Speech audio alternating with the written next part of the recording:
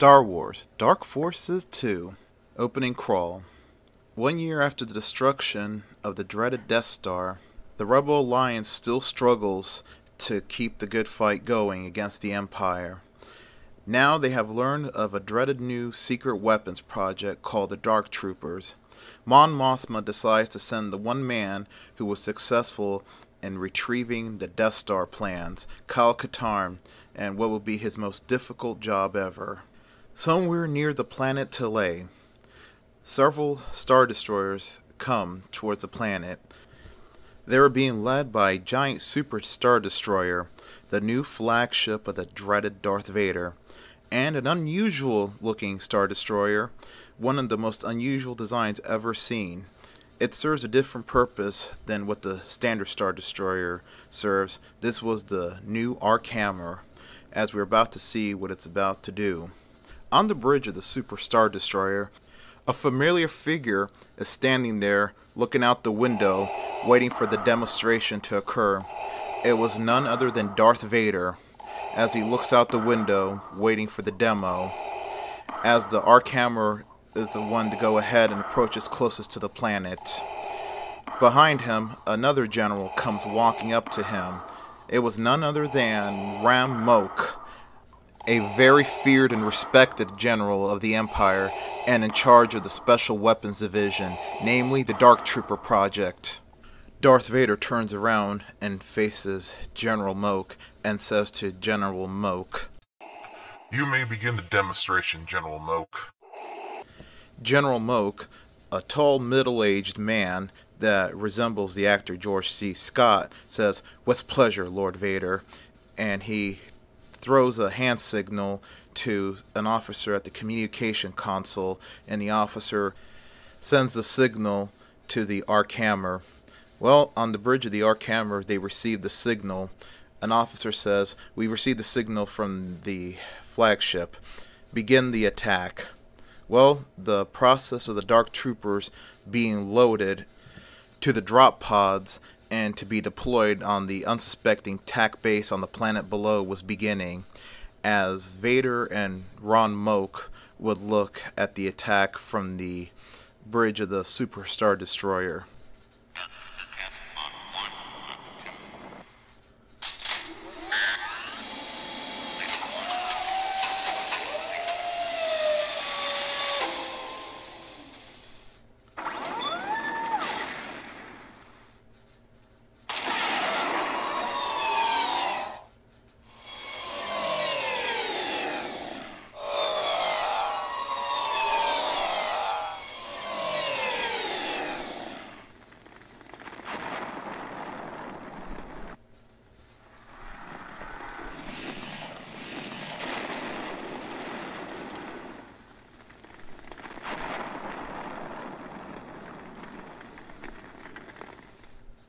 Several minutes after the demonstration of the new weapon, General Ron Mok asks Darth Vader, "So, Lord Vader, I trust that the new Dark Troopers meet with your approval."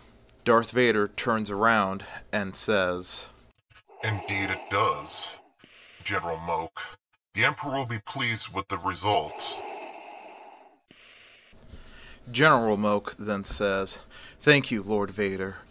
The Dark Troopers will wipe out the Rebel Alliance like we wiped out the Jedi in a blink of an eye." Meanwhile, on the flagship of Mon Mothma, located with the Rebel flotilla, the Moldy Crow was docked there as Jan Ors was attending to its needs. Kyle Katarn was in the briefing room with Mon Mothma, and Mon Mothma says to him, "Kyle, the Rebel Alliance wanted me to hire you first, since you were the one that successfully brought the Death Star plans to us last year. We have a problem. Since General Nadine defected to us last year, he's revealed to us a boatload of information concerning Imperial secret weapons projects that were being developed alongside the Death Star project. One of them concerned something called the Dark Troopers. Nadine wasn't sure what the Dark Troopers concerned, but he warned us that General Ron Mok was involved. Then she showed a holographic image of Ron Moak. Ron Moak, she says, was a highly decorated general during the Clone Wars, and when the Republic became the Empire, he became the biggest supporter of the Emperor, and Palpatine rewarded him by appointing him as the head of the Special Weapons Research and Development section for the Empire. Then she proceeded to tell Kyle about another situation that arose. We believe he demonstrated his weapon already. We have just received a distress signal from TAC Base, a hidden base within Talay City on the planet Talay. Mon Mothma then proceeded to play the holo recording of the distress signal as Kyle sees a Mon Calamari commander trying to warn the Alliance of a new weapon that the Empire just released on them. This is TAC Base to anybody out there. Please, we're under Imperial attack. There was no warning at all. Total devastation. Then go for our shield. For our shield! Then Mon Mothma proceeded to explain, all our attempts to raise them afterwards have failed. That's where you come in, Kyle, she says. We need you to go to TAC Base and find out what's going on.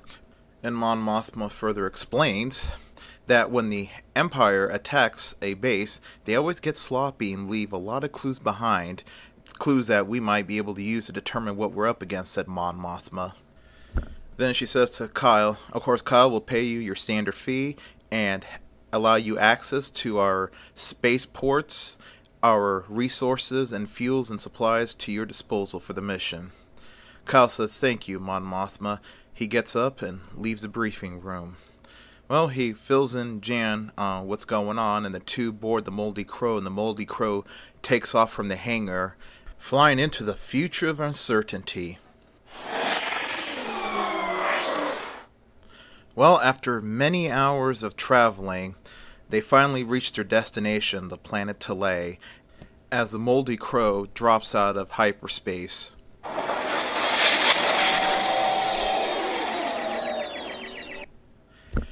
As the Moldy Crow was approaching the planet, Kyle Katarn tries to raise TAC Base on the radio. He says, come in, TAC Base, come in, this is the Moldy Crow calling, come in, TAC Base, but all he heard was static.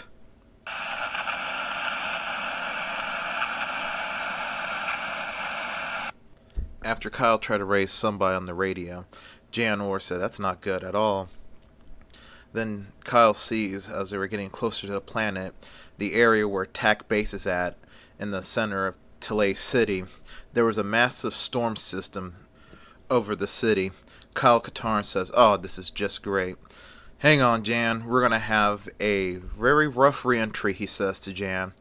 Well, the Moldy Crow enters the atmosphere and flies right through the massive storm.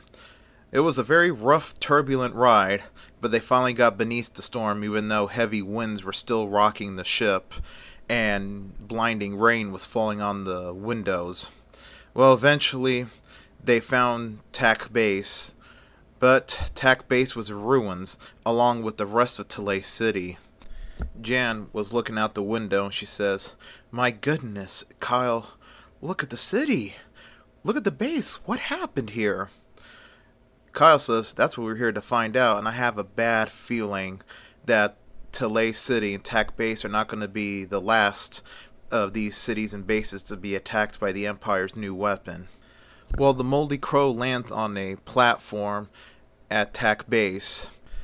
The canopy opens up and Kyle and Jan quickly get out as a storm was raging outside.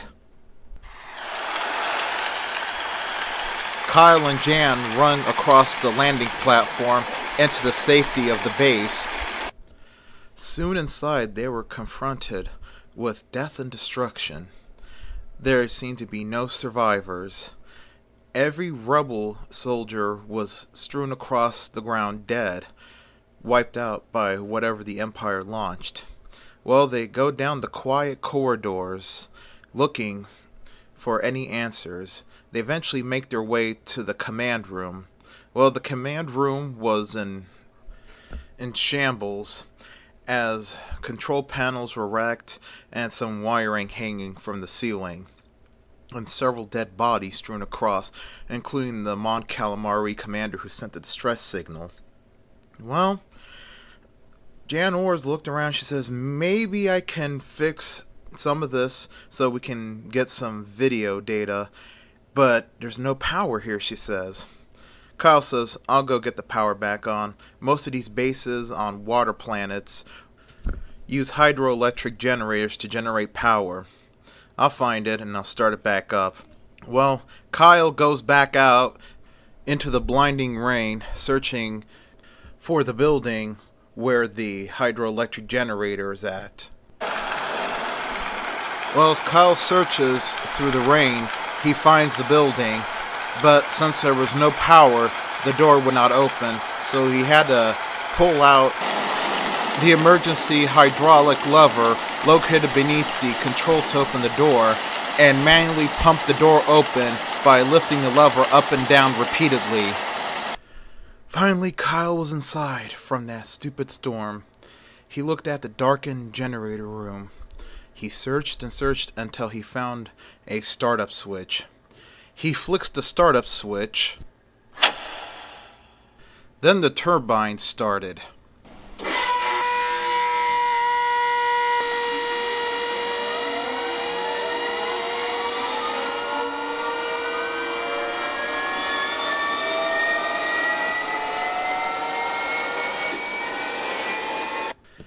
Soon the power in the base was back on. It was nice and bright. Well, Kyle went back out in the rain, and there he saw something mysterious laying on the ground, illuminated by the lights. Now, in the courtyard was a severed arm. It was not the severed arm of an Imperial soldier or a rebel soldier. It looked like a droid arm, but it was huge. He lifted it up, and it was heavy, very heavy.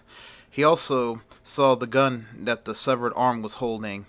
It looked like a typical stormtrooper blaster, but the thing was that stormtrooper blaster was bigger than the standard blaster, too heavy for a normal stormtrooper to use, and the way it was configured, it was not designed for somebody with 5 digits. Well, Kyle grabs it and lugs it with him.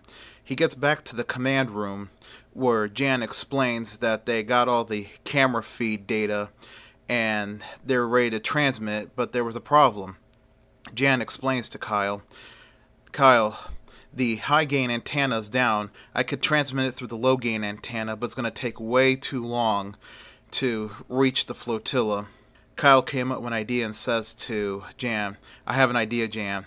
I'll run a cable to the Moldy Crow, and we can use the Moldy Crow's high gain antenna to transmit the data to the flotilla.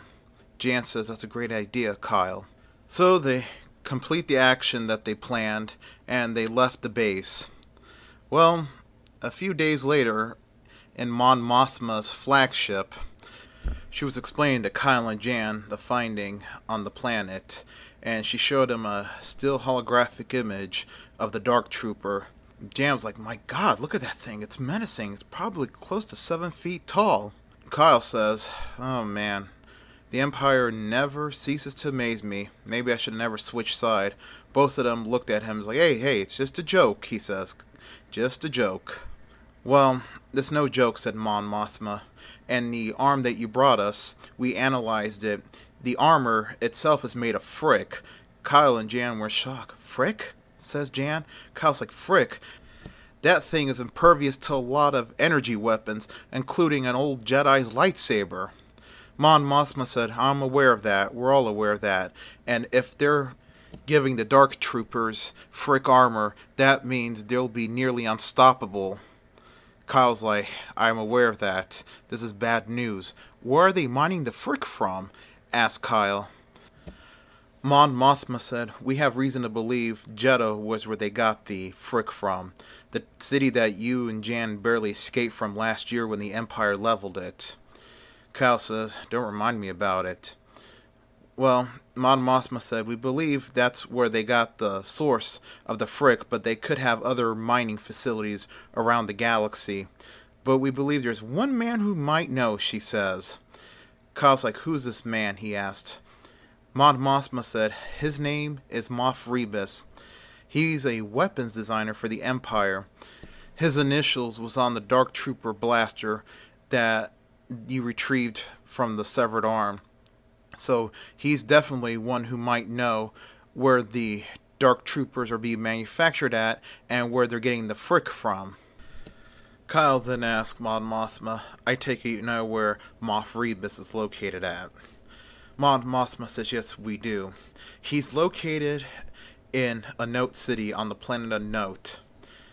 Kyle says, wait a minute Mon Mothma, isn't that city largely deserted? Mon Mothma said yes, but he still lives there and he keeps his research facility within the sewer system of the city. Kyle said, oh no, sewer diving. I hate sewer diving, he says. Jan looks at Mon Mothma and says to Mon Mothma, I think you better get the decontam shower ready.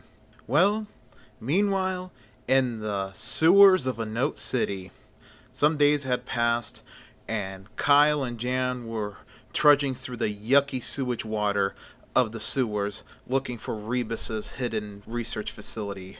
Well, it was dark, it was smelly, and both of them were ready to puke. That liquid they were in, that sewage, was so slimy, they didn't even know what it was. They don't even want to know what it was. Well, as they trudged through the sludge, Kyle heard a noise, and he says to Jan, shh, I hear something.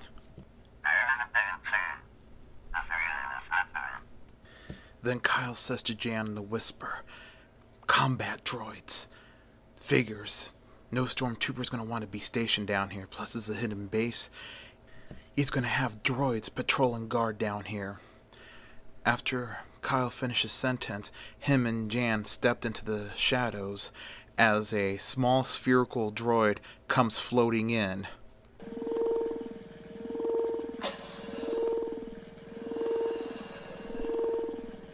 Then Kyle pulls out his briar pistol from his holster and makes short work of the security droid. After disposing of that floating droid, Kyle and Jan were confronted with another group of droids, the dreaded spider droids.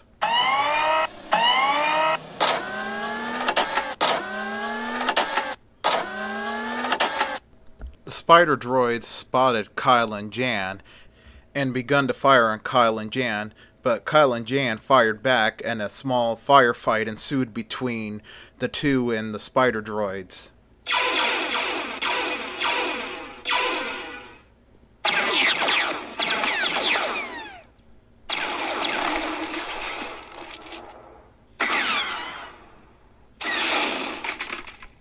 Well, Kyle and Jan kept running through the sewers until they encountered another group of droids, the even more scarier incinerator droids.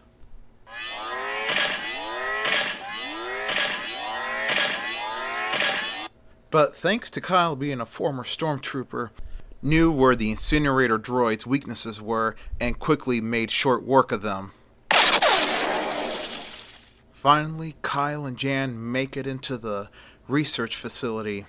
It was small, but there were a lot of weapons scattered all over the place. Weapons that Kyle's never seen before. Designed and built by Moff Rebus, all of them prototypes. Moff Rebus was in an upper platform, sitting in his chair, looking down on Kyle and Jan, and he says to the two of them, "Congratulations, you two, you made it this far, but this is as far as you're going to make it." He presses a button on the armrest of his chair, and suddenly a force field activates, completely encapsulating him and protecting him. Then he presses another button on the armrest of his chair, and a door opens up. And out of the door emerges a bizarre skeletal-like battle droid. It had two vibroblades protruding from the top wrist of its arms, and it came for Kyle and Jan quickly. Moff Rebus shouted, "Let's see how you do against a Dark Trooper," he laughed. Well, Kyle and Jan ran all over the place as the Dark Trooper was merciless, trying to kill both of them. They split up to distract the Trooper, but the Dark Trooper decided to go for Kyle. Well, as Kyle was trying to shoot in vain with his Briar pistol, Jan quickly went over for one of the weapons on display. She smashed the case and took one of the biggest guns she found. She points it at the Dark Trooper and screams to Kyle, "Duck, quickly!" Kyle does so as she pulls the trigger of that giant gun. Then a green energy ball goes flying fast towards the Dark Trooper, hitting it and destroying it. Then Jan turns around and fires another shot at the force field that was protecting Rebus. Rebus managed to escape before the charged energy ball hit the upper level force field, destroying everything in its path when it blew up after it hit the force field. Well, a foot chase ensued between Kyle and Jan and Rebus as the two of them chased Rebus down the winding sewers until Kyle caught up to him and tackled him.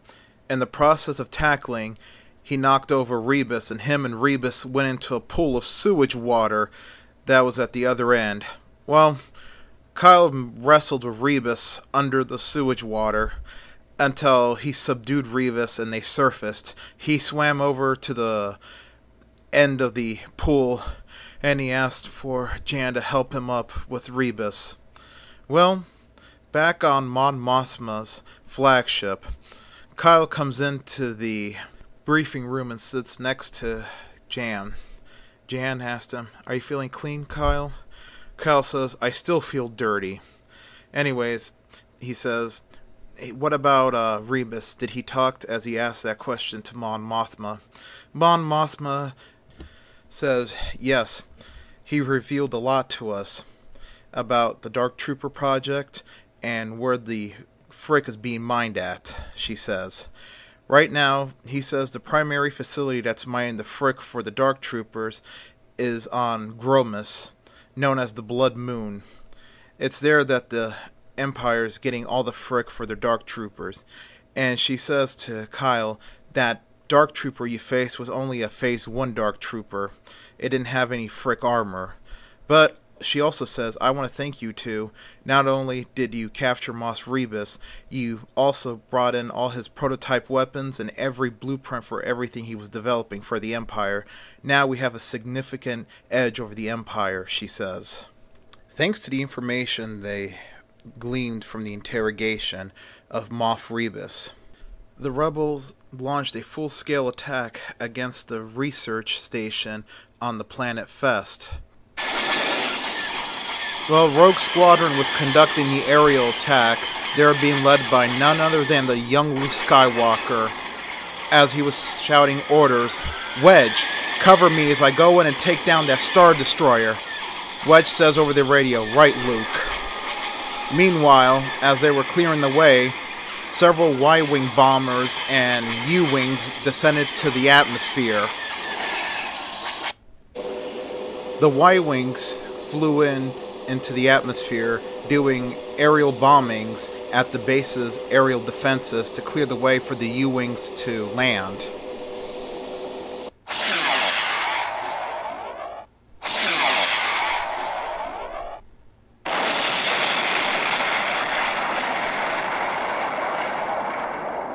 The U-Wings landed. All the rebel soldiers jumped out of the ship and began the attack as one rebel soldier screams, "For Tele and TAC base!" They all scream, "Yeah, yeah!"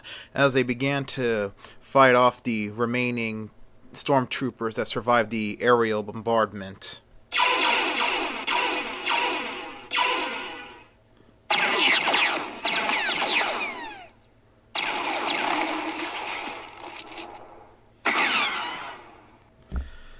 The attack on Fest was a success. The rebels destroyed the base, but also secured the capture of 2 top scientists who were involved with the development of the Dark Trooper project. Now the next phase of the attack was occurring, this time being led by Major Post of the Howling Commandos as him and his men were on that frozen planet of Antiva, where one of the Dark Troopers factory was at. Well, Major Post was on his stomach, looking through an electronocular at the distance to the factory. He had several of his men in there. They were sneaking around putting in radio charges as they were putting it in key places, including the main reactor. Well, after they were done, one of the soldiers says over the radio, "All right, Major, the eggs have been laid. Repeat, Major, the eggs have been laid." They hear Major Post's voice crackling over the radio. "All right, guys, you did well. Go." Well, as those men were ready to leave, suddenly they were attacked by Phase 2 Dark Troopers. They were big, they were scary, and they finished them off. One of the other guys who was in the group managed to survive, but he was badly injured. He hides behind some crates, gets on the comm and says, Major, the others are dead. Detonate everything. Detonate everything. The Dark Troopers found us." Then he lets go of the comm as he dies. Well, Major Post heard everything outside. Then he puts down his comm, signals one of the men that has the detonators to detonate. Well, the man presses the button and, well, the detonators go off, destroying the entire base.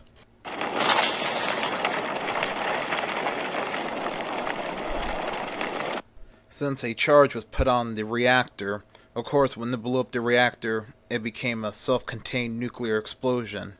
Well, Major Post and the rest of the Howling Commandos look and saluted the men who sacrificed their life in there. Then he turns to look at his communication specialist and says to him, "Send a coded message to Central. Tell him that the first nest has been destroyed. Repeat, the first nest has been destroyed." The communication specialist said, "Yes, sir," and walks off to the U-Wing to send the coded transmission.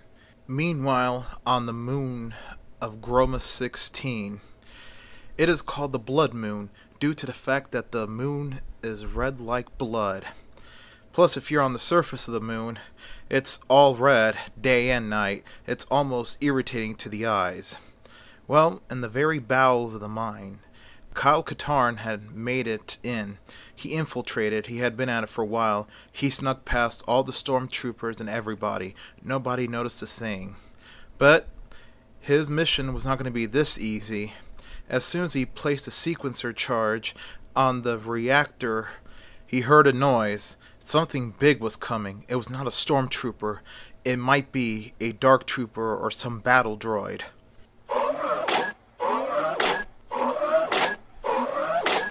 Well, Kyle's first guess was right. It was a dark trooper, and it was the Phase 2 Dark Trooper.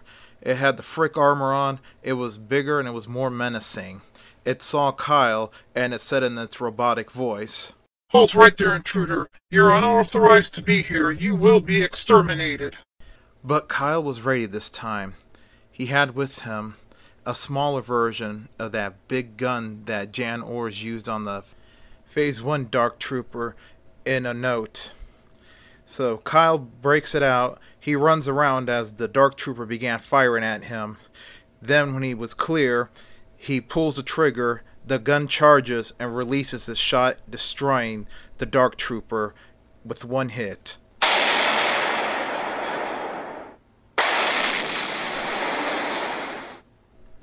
After the Dark Trooper's defeat, Kyle ran from the scene. Sure enough, the explosion of the Dark Trooper drew the attention of the other stormtroopers there. When they came, they saw that the Dark Trooper was destroyed. They quickly fanned out to search for the person who did it. Well, Kyle made his way to the top of the planet. He was back on the surface. This time he made it to the shuttle port. Well, he goes inside a cargo shuttle and hides in one of the crates. It was a shuttle that was going to go to the Ark Hammer. Well, the sequencer charge detonated, destroying the reactor. Since the reactor was in the bowels of the mine, the explosion didn't get to the surface all the way, but it was causing a massive earthquake and causing the structures to collapse. Well, everybody was evacuating, one officer screams for the shuttles to take off with the Frick to its destination. As fire was shooting out of the exhaust pipes that were jutting out from the ground, and as soon as all the cargo shuttles took off, the entire above ground structures collapsed into a giant hole that opened up from the explosion below.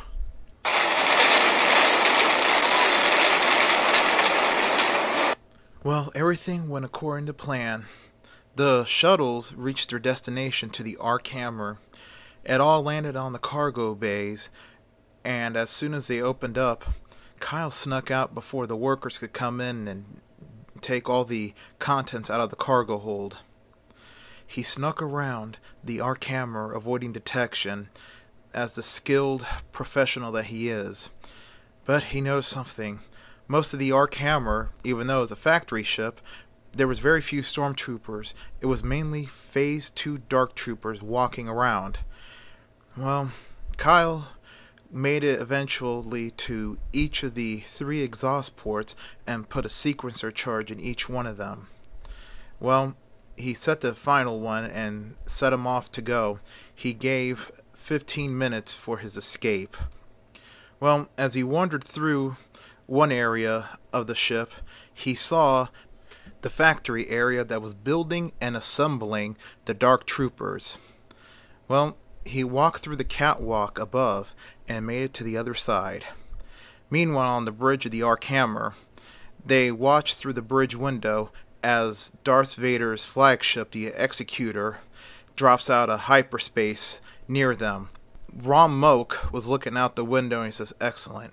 Get my shuttle ready to take me to Vader's ship," he tells one officer. The officer says, "Yes, sir, General Moak." Well, Kyle was near the home stretch when all of a sudden he was spotted by a stormtrooper. The stormtrooper said, "Freeze, sir, you're not supposed to be here." Well, Kyle went to shoot him, but the stormtrooper ran. Well, there was a small foot chase that ensued, but it was too late. The stormtrooper hit the alarm. Kyle did shoot him, but the alarm now alerted the ship to his presence. Well, on the bridge, the officer on the security panel says, "General Moak, there's an intruder near the hangar bay." General Moak looks at the security feed and he sees Kyle on the security feed. He says, "Get the Phase 3 Dark Trooper down there, and I'll go down there myself and take care of him." Then he turns to look at the communications officer and he says to the communication officer, "Send a signal to Lord Vader's ship. I have an intruder problem on board and I'm going to take care of it." The men replied, "Yes, sir, General Moak." Well, sure enough, right as Kyle made it to the shuttle bay, suddenly he heard something loud drop on its feet.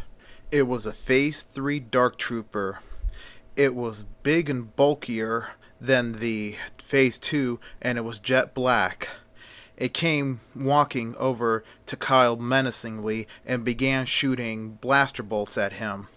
Kyle quickly grabbed his special weapon and fired a round at him.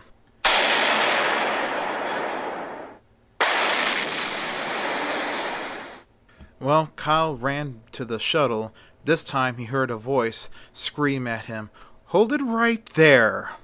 It was General Ram Moak, but General Ram Moak was wearing a giant exoskeleton.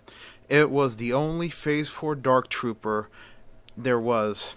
It was just a giant exoskeleton that a soldier would wear. Ram Moak said, "So, I applaud you, young man. You managed to destroy my Dark Trooper, you managed to capture Moff Rebus, and you managed to destroy my mines on Gromus. I applaud you, but also going to kill you." As he raises his arm up and points a powerful weapon at Kyle, suddenly the Ark Hammer is rocked by violent explosions.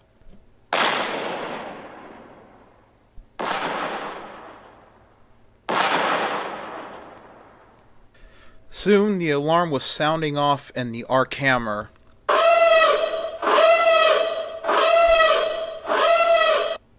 Well, the sequencer charges go off, destroying the exhaust ports, causing a pressure buildup within the engines. Soon the arc hammer began suffering smaller and smaller explosions leading up to the big boom that was coming. Well, distracted by the explosion and the alarms in his exosuit, Rammok was destroyed as Kyle took the weapon and fired its last round at Rammok, destroying him inside the exoskeleton.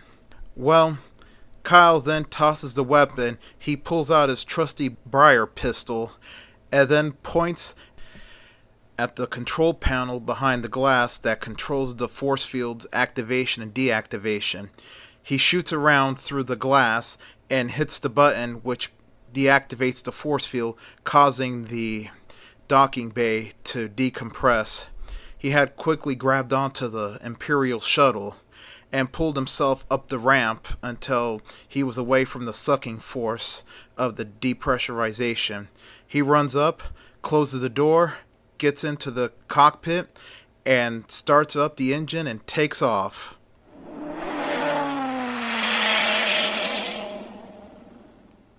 Well, as the shuttle speeds away, the arc hammer completely explodes.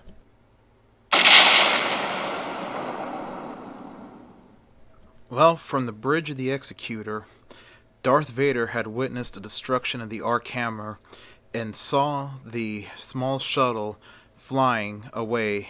Vader says aloud to himself, "Whoever's flying that shuttle is strong in the Force." Meanwhile, Kyle quickly inputs the coordinates to the rendezvous point, and then he makes the jump to light speed.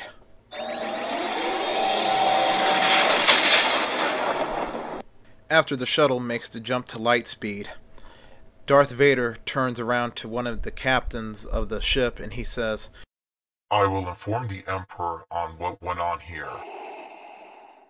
Well, back on the planet Coruscant in the Imperial Palace of Palpatine, Vader's hologram was kneeling in front of Emperor Palpatine. It faded away after he was done giving his message. Emperor Palpatine turns to Sate Pestage, his Grand Vizier, and he says to Grand Vizier Pestage, "I want all the money that was put into the Dark Trooper project to be put into the Endor project. I want the first phase of the Endor project finished before the end of this year. Have all the surviving engineers and scientists put on the Endor project." Well, meanwhile, at the flagship of Mon Mothma, Mon Mothma was holding a ceremony. She was decorating Kyle Katarn with the Star of Alderaan, one of the highest honors that could be bestowed on anyone, especially a non-military personnel. At the ceremony with her was also Garmbil Iblis and Princess Leia. Kyle kneels down in front of Mon Mothma so she could put the medal on him, and she puts the medal on a ribbon necklace around him. He gets up, salutes Mon Mothma, salutes the princess, and salutes Garmbil Iblis. Then he turns around and everybody claps for him. Like and subscribe. The end.